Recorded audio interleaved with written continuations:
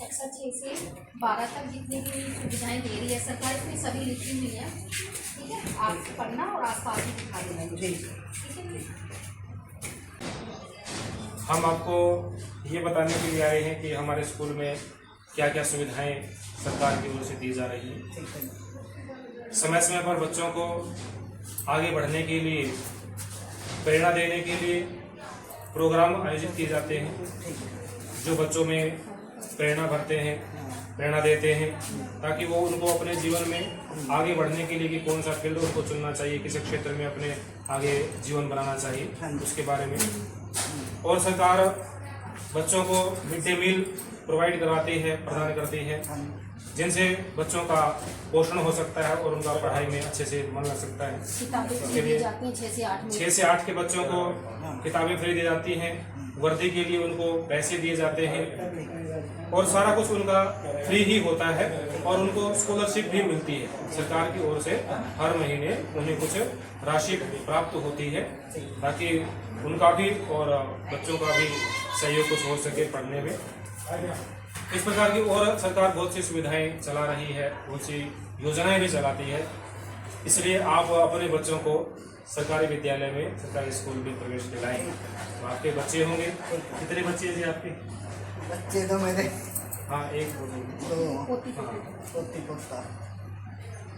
ठीक है, तो आप उनका एडमिशन हमारे स्कूल में करें। और कुछ आप पूछना चाहते हो कि नहीं पूछना क्या मैं इसको?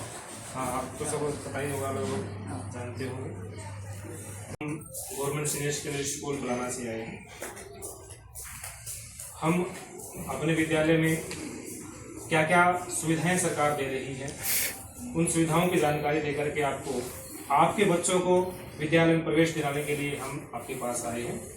क्योंकि जब तक हम सुविधाएं नहीं जानते कि क्या क्या सुविधाएं सरकार दे रही है, हम अपने बच्चों को विद्यालय में प्रवेश नहीं दिलाते हैं। अगर हमें सुविधाएं, हमारे बच्चों के लिए सुविधाएं अच्छी मिलती हैं तो हम क्यों ना फिर सरकारी विद्यालय में अपने बच्चों का प्रवेश दिलाएं। तो सबसे पहले सरकार जो 10वीं से या 12वीं के क्लास तक के बच्चे हैं उनको समय समय पर कार्यक्रम आयोजित करवा के उनको कैरियर काउंसलिंग करवाती है, ताकि बच्चे को आगे आने वाले जीवन में, आगे भविष्य में कौन सा क्षेत्र वह चुने, किस में उसको जल्दी जॉब मिल सकती है, नौकरी मिल सकती है। इस प्रकार की कैरियर काउंसलिंग की वो सुविधा सरकार दे रही है, वो कार्यक्रम करवाती है। दूसरा, सरकार 6 से 8 तक के, यानी 8वीं क्लास तक के जो भी बच्चे हैं, पढ़ते हैं, उन सभी के लिए एक तो निःशुल्क शिक्षा प्रदान करती है। ना तो उनकी प्रवेश की कोई फीस लगती है और ना ही उनकी पुस्तकें किसी प्रकार की उनकी फीस लगती है।